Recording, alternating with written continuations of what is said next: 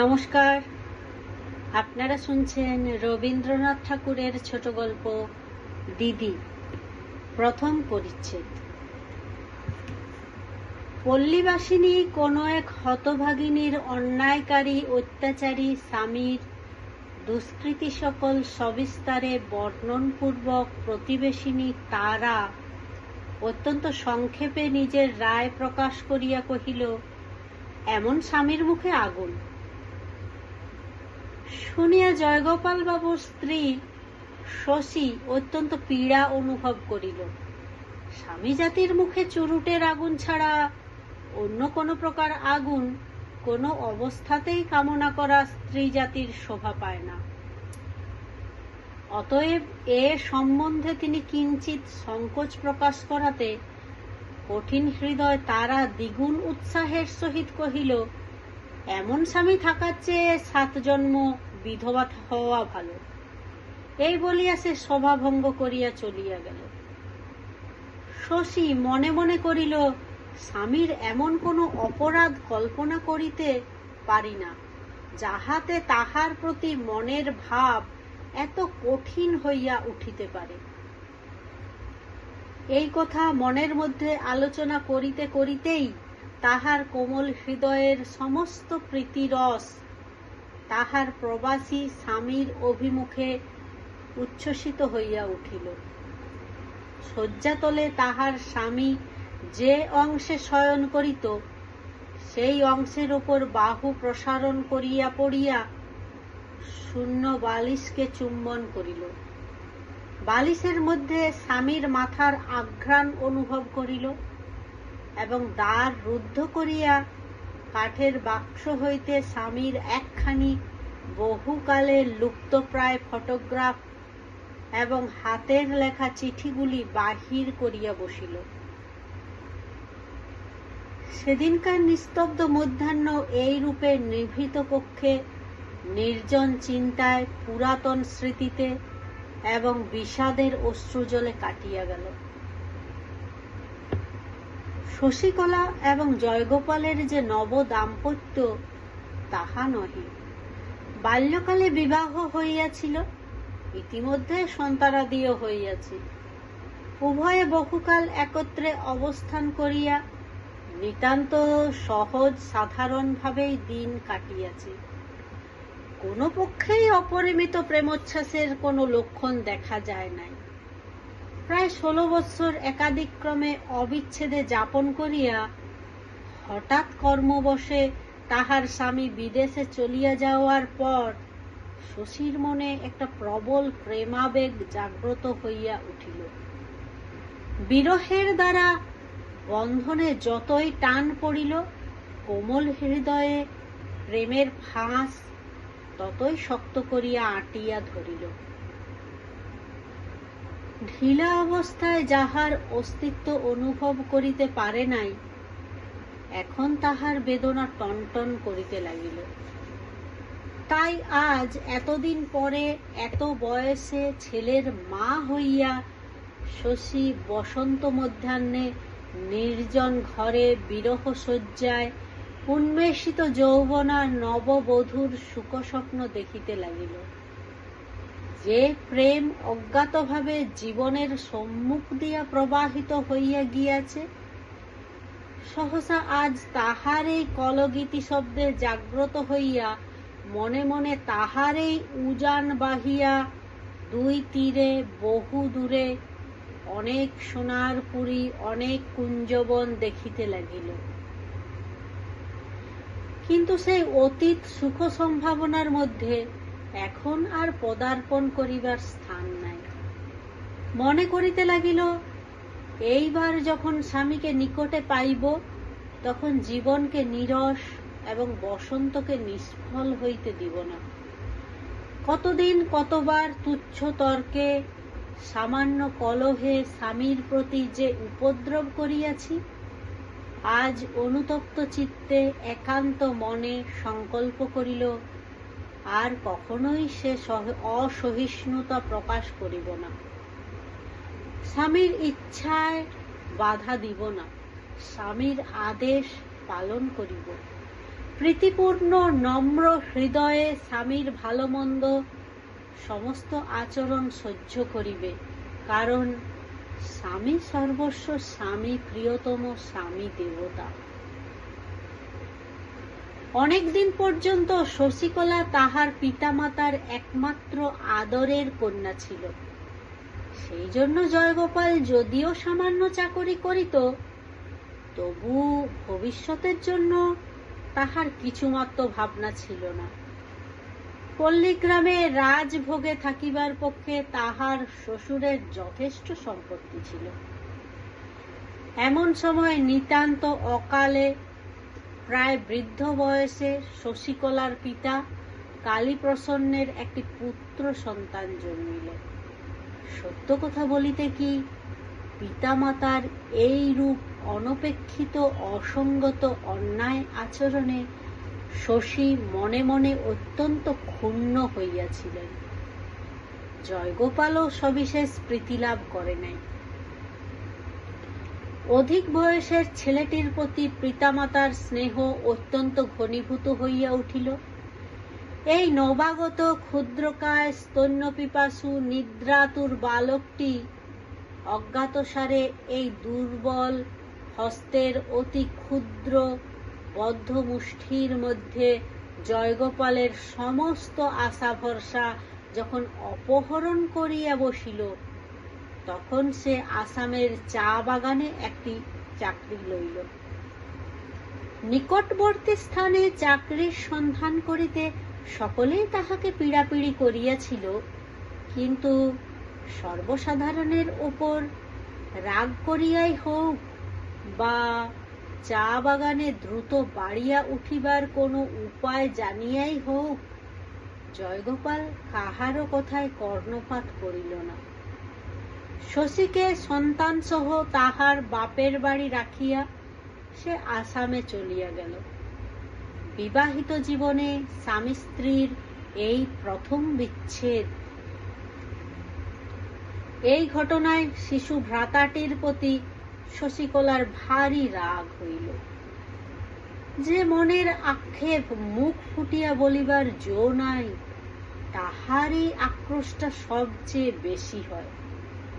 ক্ষুদ্র ব্যক্তিটি আরামে স্তন্যপান করিতে ও চক্ষু মুদিয়া নিদ্রা দিতে লাগিল, এবং তাহার বড় ভগিনীটি দুধ গরম, ভাত ঠান্ডা, ছেলের স্কুলে যাওয়া দেরি প্রভৃতি নানা উপলক্ষে নিশিদিন মান অভিমান করিয়া অস্থির হইল এবং অস্থির করিয়া তুলিল।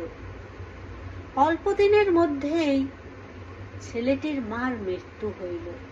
মরিবার পূর্বে জননী তাহার কন্যার হাতে শিশুপুত্রটিকে সমর্পণ করিয়া দিয়া গেলেন। তখন অনতি বিলম্বে সেই মাতৃহীন ছেলেটি অনায়াসেই তাহার দিদির হৃদয় অধিকার করিয়া লইল। হুহুঙ্কার শব্দপূর্বক সে যখন তাহার উপর ঝাঁপাইয়া পড়িয়া পরম আগ্রহের সহিত দন্তহীন ক্ষুদ্র মুখের মধ্যে তাহার চক্ষু নাসিকা সমস্তটা গ্রাস করিবার চেষ্টা করিত, ক্ষুদ্র মুষ্টি মধ্যে তাহার কেশগুচ্ছ লইয়া কিছুতেই দখল ছাড়িতে চাহিত না, সূর্যোদয় হইবার পূর্বেই জাগিয়া উঠিয়া গড়াইয়া তাহার গায়ের কাছে আসিয়া কোমল স্পর্শে তাহাকে পুলকিত করিয়া মহা কলরব আরম্ভ করিয়া দিত। তখন ক্রমে সে তাহাকে জিজি এবং জিজিমা বলিয়া ডাকিতে লাগিল।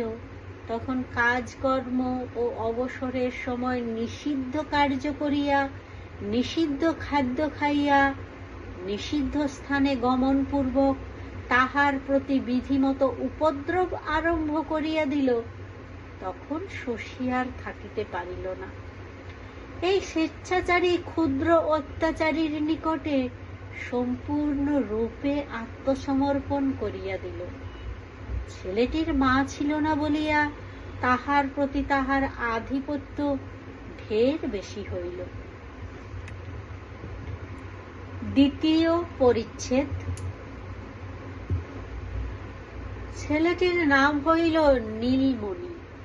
তাহার বয়স যখন 2 বৎসর, তখন তাহার পিতার কঠিন পীড়া হইল। অতি শীঘ্র চলিয়া আসিবার জন্য জয়গোপালের নিকট পত্র গেল। জয়গোপাল যখন বহু চেষ্টায় ছুটি লইয়া আসিয়া পৌঁছিল, তখন কালীপ্রসন্নের মৃত্যুকাল উপস্থিত। মৃত্যুর পূর্বে কালীপ্রসন্ন নাবালক ছেলেটির তত্ত্বাবধানের জন্য জয়গোপালের প্রতি অর্পণ করিয়া তাহার বিষয়ের সিকি অংশ কন্যার নামে লিখিয়া দিলেন। সুতরাং বিষয় রক্ষার জন্য জয়গোপালকে কাজ ছাড়িয়া দিয়া চলিয়া আসিতে হইল।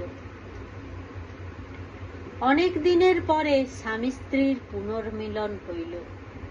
একটা জড় পদার্থ ভাঙ্গিয়া গেলে আবার ঠিক তাহার খাঁজে খাঁজে মিলাইয়া দেওয়া যায়, কিন্তু দুটি মানুষকে কখনো বিচ্ছিন্ন করা হয়, দীর্ঘ বিচ্ছেদের পর আর ঠিক সেখানে রেখায় রেখায় মেলে না।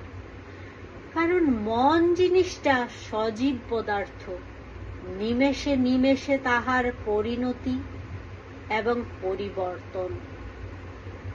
শশীর পক্ষে এই নতুন মিলনে নতুন ভাবের সঞ্চার হইল। সে যেন তাহার স্বামীকে ফিরিয়া বিবাহ করিল। পুরাতন দাম্পত্যের মধ্যে চিরভ্যাসবশত যে এক অসারতা জন্মিয়া গিয়াছিল, বিরহের আকর্ষণে তাহা অপসৃত হইয়া সে তাহার স্বামীকে যেন পূর্বাপেক্ষা সম্পূর্ণতর ভাবে প্রাপ্ত হইল। মনে মনে প্রতিজ্ঞা করিল, যেমন দিনই আসুক, যত দিনই যাক, স্বামীর প্রতি এই দীপ্ত প্রেমের উজ্জ্বলতাকে কখনোই ম্লান হইতে দিব না। নতুন মিলনে জয়গোপালের মনের অবস্থাটা অন্যরূপ। পূর্বে যখন উভয়ে অবিচ্ছেদে একত্র ছিল, তখন স্ত্রীর সহিত তাহার সমস্ত স্বার্থের এবং বিচিত্র অভ্যাসের ঐক্য বন্ধন ছিল। স্ত্রী তখন জীবনের একটি নিত্য সত্য হইয়াছিল। তাহাকে বাদ দিতে গেলে দৈনিক অভ্যাস জালের মধ্যে সহসা অনেকখানি ফাঁক পড়িত। এই জন্য বিদেশে গিয়া জয়গোপাল প্রথম প্রথম অগাধ জলের মধ্যে পড়িয়াছিল, কিন্তু ক্রমে ক্রমে তাহার সেই অভ্যাস বিচ্ছেদের মধ্যে নতুন অভ্যাসের তালি লাগিয়া গেল।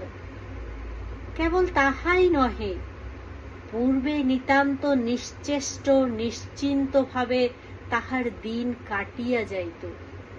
মাঝে 2 বৎসর অবস্থা উন্নতি চেষ্টা তাহার মনে এমন প্রবল ভাবে জাগিয়া উঠিয়াছিল যে তাহার মনের সম্মুখে আর কিছুই ছিল না।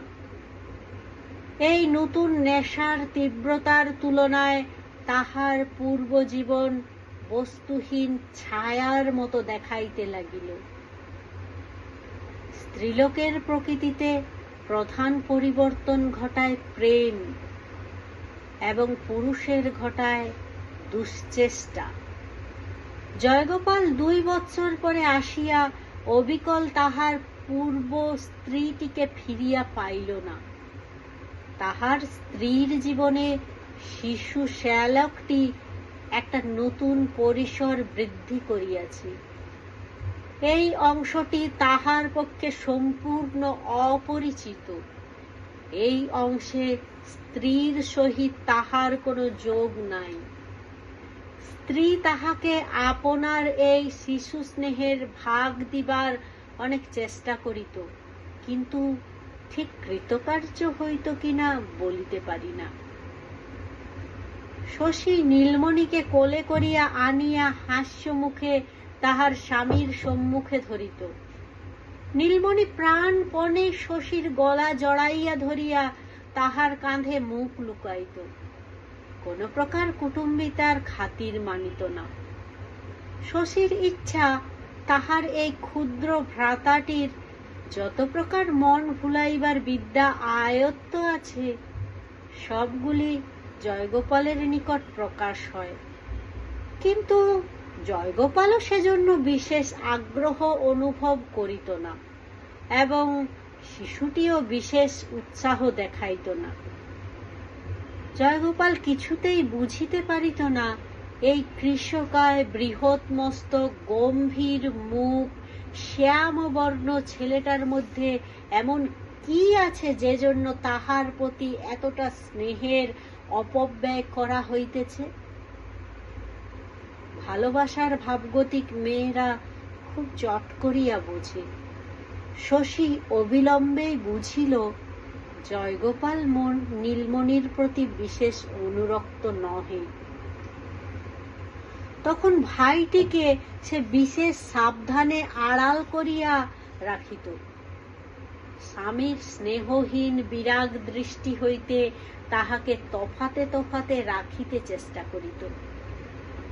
এইরূপে ছেলেটি তাহার গোপন যন্ত্রের ধন, তাহার এলাকার স্নেহের সামগ্রী হইয়া উঠিল।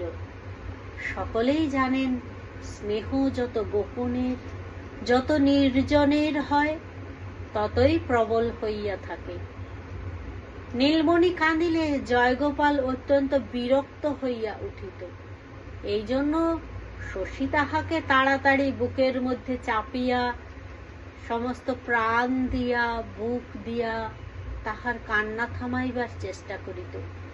বিশেষত নীলমণির কান্নায় যদি রাত্রে তাহার স্বামীর ঘুমের ব্যাঘাত হইত, এবং স্বামী এই ক্রন্দনপরায়ণ ছেলেটির প্রতি অত্যন্ত হিংস্রভাবে ঘৃণা প্রকাশপূর্বক জর্জর চিত্তে গর্জন করিয়া উঠিত, তখন শশী যেন অপরাধিনীর মতো সংকুচিত, শশব্যস্ত হইয়া পড়িত। তৎক্ষণাৎ তাহাকে কোলে করিয়া দূরে লইয়া গিয়া একান্ত সানুনয় স্নেহের স্বরে সোনা আমার, ধন আমার, মানিক আমার বলিয়া ঘুম পাড়াইতে থাকিত। ছেলেতে ছেলেতে নানা উপলক্ষে ঝগড়া বিবাদ হইয়াই থাকে। পূর্বে এরূপ স্থলে শশী নিজের ছেলেদের দণ্ড দিয়া ভাইয়ের প্রতি পক্ষ অবলম্বন করিত, কারণ তাহার মা ছিল না। এখন বিচারকের সঙ্গে সঙ্গে দণ্ডবিধির পরিবর্তন হইল। এখন সর্বদাই নিরপরাধে এবং অবিচারে নীলমণিকে কঠিন দণ্ড ভোগ করিতে হইত। সেই অন্যায় শশীর পক্ষে শেলের মতো বাজিত। তাই সে দণ্ডিত ভ্রাতাকে ঘরে লইয়া গিয়া মিষ্ট দিয়া, খেলনা দিয়া, আদর করিয়া, চুমো খাইয়া শিশুর আহত হৃদয়ে যথাসাধ্য সান্ত্বনা বিধান করিবার চেষ্টা করিত। ফলত দেখা গেল, শশী নীলমণিকে যতই ভালোবাসে, জয়গোপাল নীলমণির প্রতি ততই বিরক্ত হয়। আবার জয়গোপাল নীলমণির প্রতি যতই বিরাগ প্রকাশ করে, শশী তাহাকে ততই স্নেহসুধায় অভিষিক্ত করিয়া দিতে থাকে। জয়গোপাল লোকটা কখনো তাহার স্ত্রীর প্রতি কোনরূপ কঠোর ব্যবহার করে না, এবং শশী নীরবে নম্রভাবে প্রীতির সহিত তাহার স্বামীর সেবা করিয়া থাকে। কেবল এই নীলমণিকে লইয়া ভিতরে ভিতরে উভয়ে উভয়কে অহরহ আঘাত দিতে লাগিল। এইরূপ নীরব দ্বন্দ্বে গোপন আঘাত প্রতিঘাত প্রকাশ্য বিবাদের অপেক্ষা ঢের বেশি দুঃসহ। তৃতীয় পরিচ্ছেদ। নীলমণির সমস্ত শরীরের মধ্যে মাথাটাই সর্বপ্রধান ছিল। দেখিলে মনে হইত বিধাতা যেন একটা সরু কাঠির মধ্যে ফু দিয়া তাহার ডগার উপরে একটা বড় বুদবুদ ফুটাইয়া তুলিয়াছেন। ডাক্তাররাও মাঝে মাঝে আশঙ্কা প্রকাশ করিত, ছেলেটি এইরূপ বুদ্বুদের মতোই ক্ষণভঙ্গুর ক্ষণস্থায়ী হইবে। অনেক দিন পর্যন্ত সে কথা কহিতে এবং চলিতে শেখে নাই। তাহার বিষণ্ণ গম্ভীর মুখ দেখিয়া বোধ হইত তাহার পিতামাতা তাহাদের অধিক বয়সের সমস্ত চিন্তা ভার এই ক্ষুদ্র শিশুর মাথার ওপর চাপাইয়া দিয়া গেছেন। দিদির যত্নে ও সেবায় নীলমণি তাহার বিপদের কাল উত্তীর্ণ হইয়া 6 বৎসরে পা দিল। কার্তিক মাসে ভাইফোঁটার দিনে নতুন জামা চাদর একখানি লাল পেড়ে ধুতি পরাইয়া বাবু সাজাইয়া নীলমণিকে শশী ভাইফোঁটা দিতেছেন।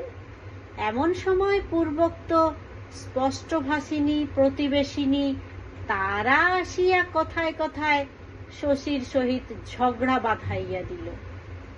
সে কহিল, গোপনে ভাইয়ের সর্বনাশ করিয়া ঘটা করিয়া ভাইয়ের কপালে ফোঁটা দিবার কোনো ফল নাই। শুনিয়া শশী বিস্ময়ে ক্রোধে বেদনায় বজ্রাহত হইল।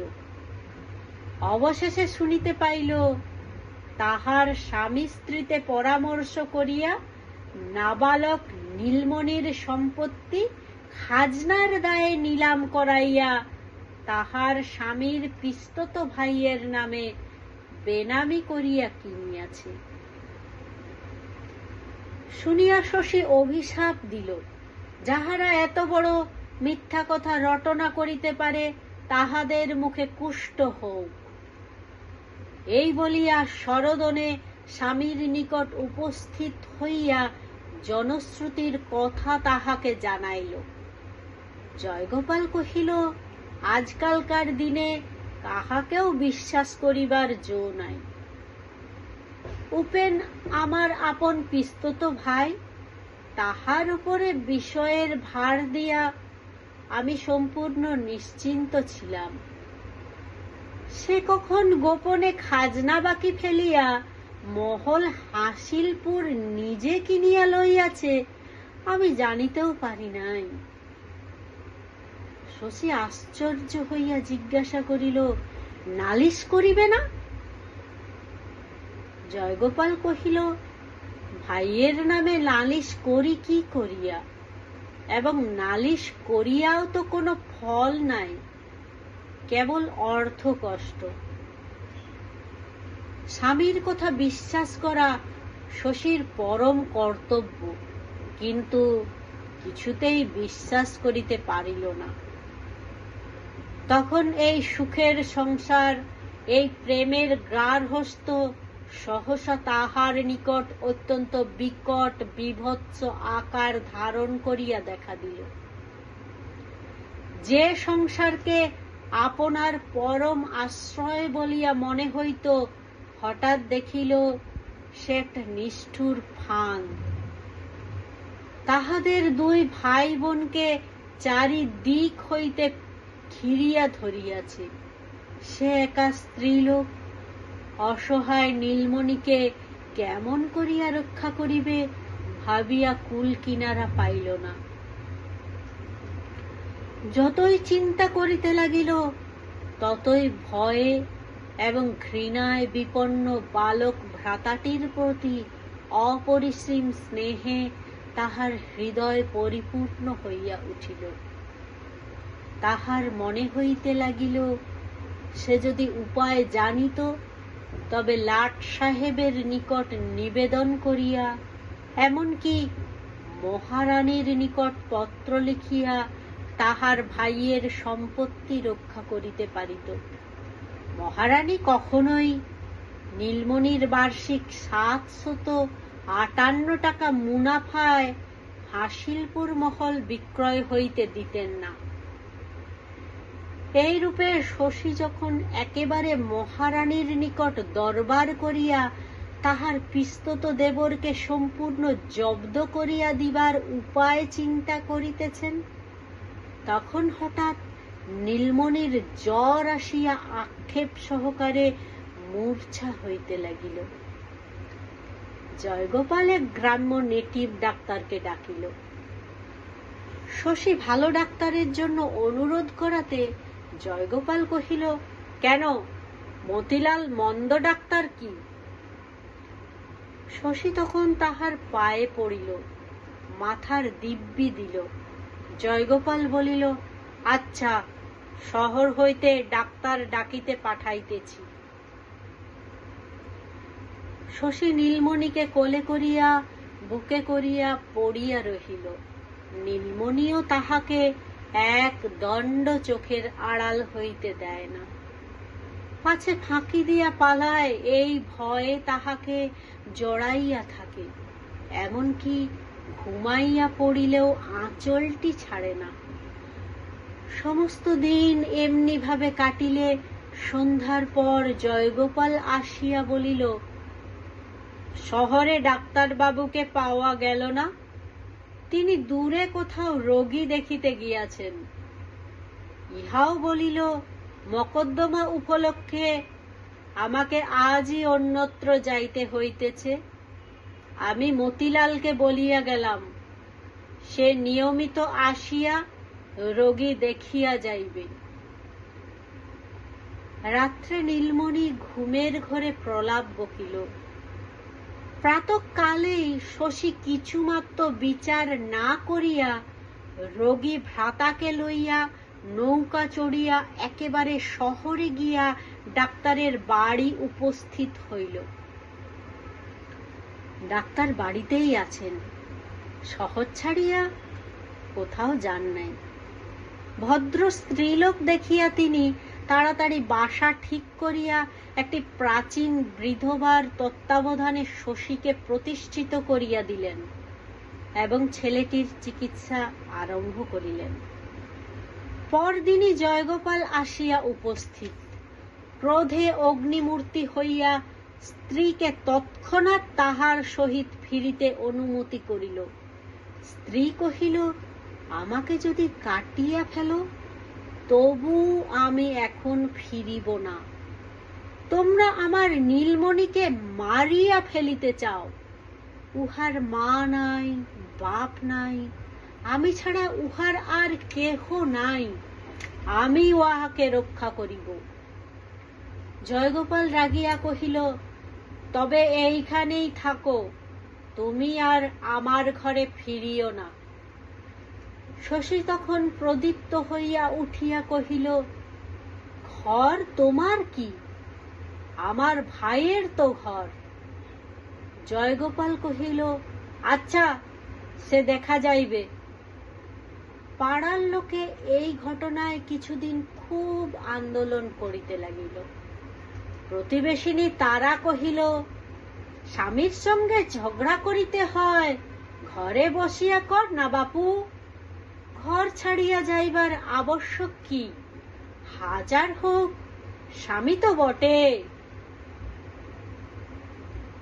সঙ্গে যাহা টাকা ছিল সমস্ত খরচ করিয়া গহনাপত্র বেচিয়া শশী তাহার ভাইকে মৃত্যুমুখ হইতে রক্ষা করিল।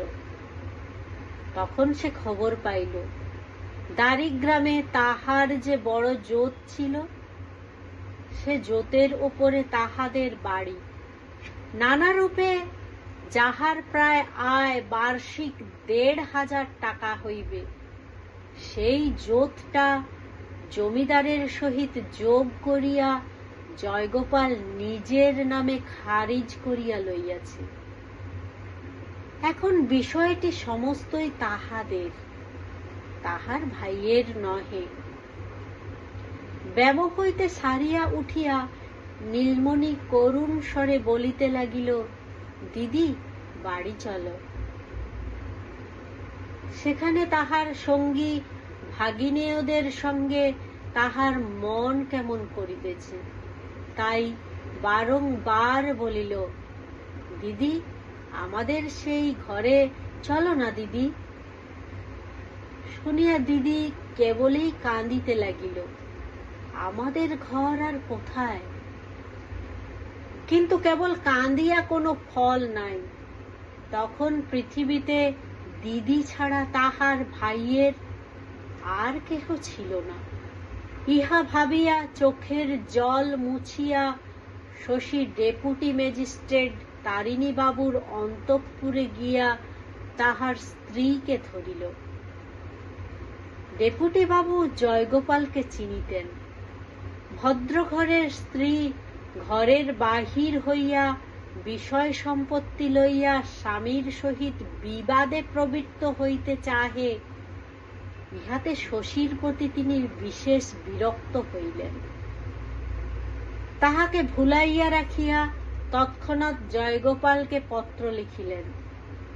জয়গোপাল শ্যালক সহ তাহার স্ত্রীকে বলপূর্বক নৌকায় তুলিয়া বাড়ি লইয়া গিয়া উপস্থিত করিল।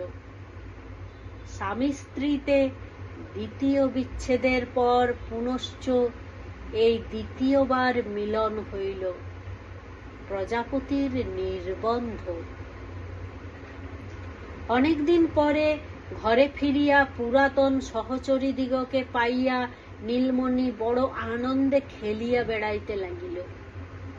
তাহার সেই নিশ্চিন্ত আনন্দ দেখিয়া অন্তরে অন্তরে শশীর হৃদয় বিদীর্ণ হইল।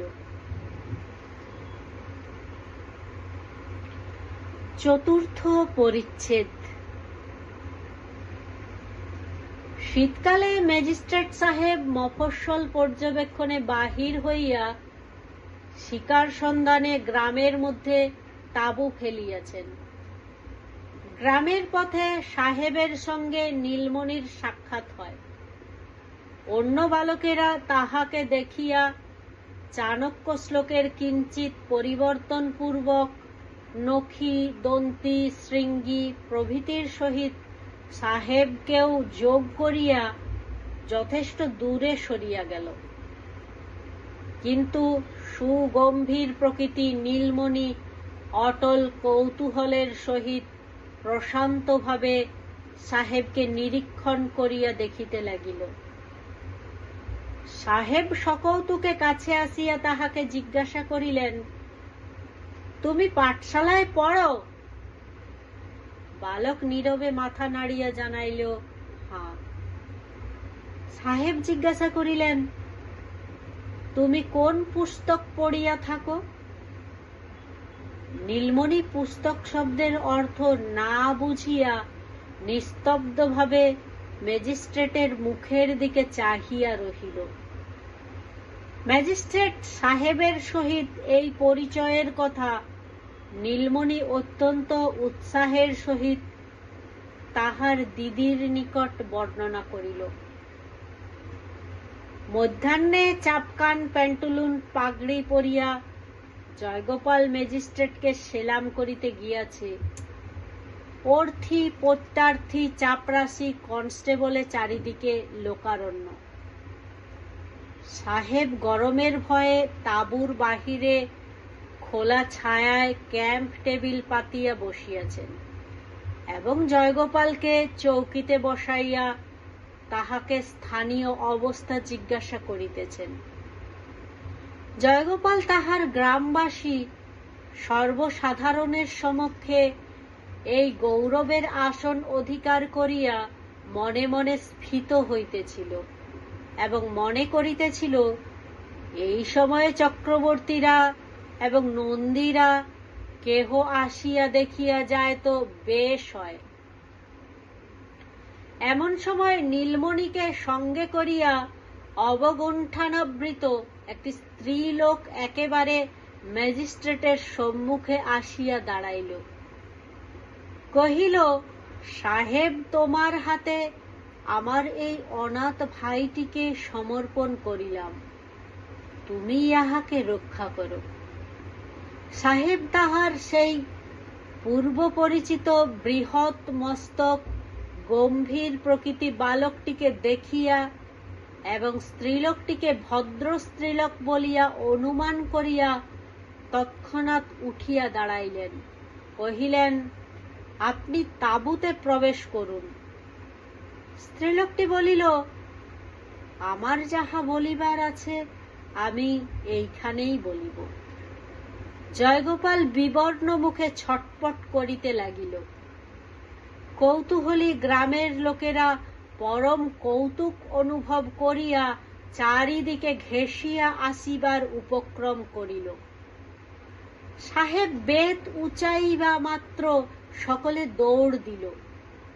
তখন শশী তাহার ভ্রাতার হাত ধরিয়া সেই পিতৃমাতৃহীন বালকের সমস্ত ইতিহাস আদ্যোপান্ত বলিয়া গেল।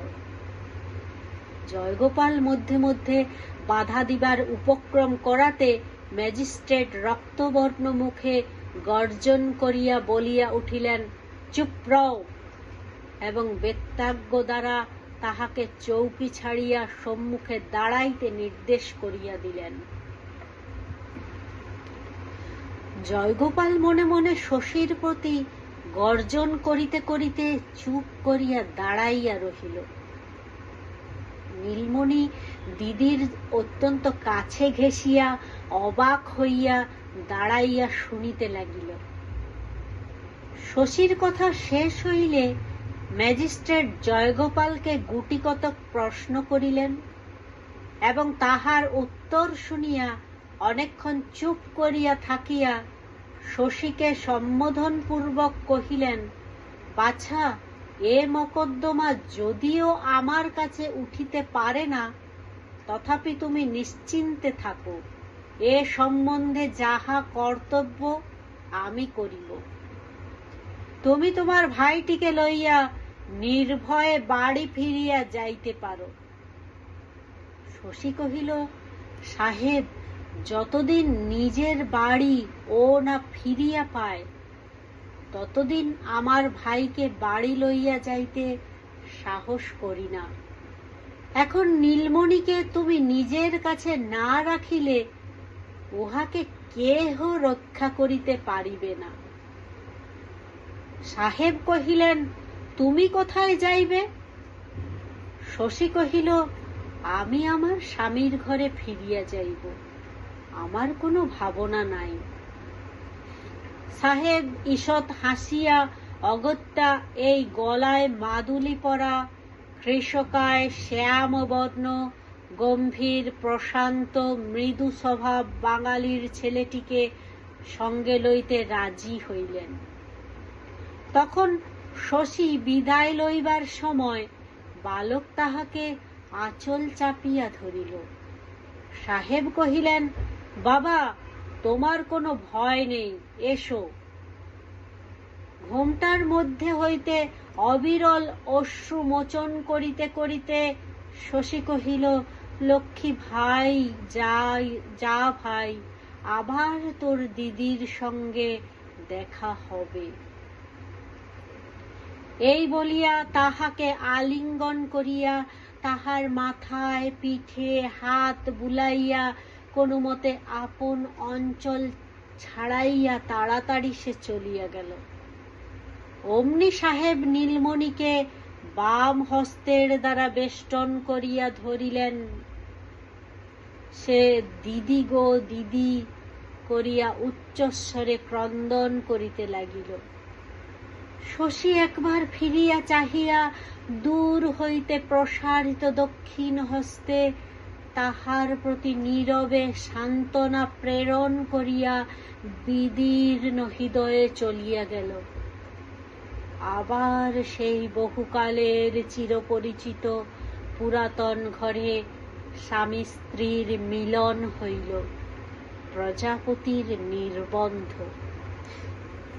কিন্তু এ মিলন দীর্ঘস্থায়ী হইল না, কারণ ইহার অনতিকাল পরেই একদিন প্রাতঃকালে গ্রামবাসীগণ সংবাদ পাইল যে রাত্রে শশী ওলা উঠা রোগে আক্রান্ত হইয়া মরিয়াছে, এবং রাত্রেই তাহার দাহক্রিয়া সম্পন্ন হইয়া গেছে। কেহ এ সম্বন্ধে কোনো কথা বলিল না, কেবল সেই প্রতিবেশিনী তারা মাঝে মাঝে গর্জন করিয়া উঠিতে চাহিত, সকলে চুপ চুপ করিয়া তাহার মুখ বন্ধ করিয়া দিত। বিদায়কালে শশী ভাইকে কথা দিয়া গিয়াছিল আবার দেখা হইবে। সে কথা কোনখানে রক্ষা হইয়াছে জানি না। নমস্কার, এতক্ষণ আপনারা শুনছিলেন রবীন্দ্রনাথ ঠাকুরের ছোট গল্প দিদি। আশা করি আমার গল্প পাঠ আপনাদের ভালো লেগে থাকবে। তাহলে অবশ্যই আমার চ্যানেলটি সাবস্ক্রাইব করুন এবং গল্পগুলি লাইক ও শেয়ার করুন। নমস্কার।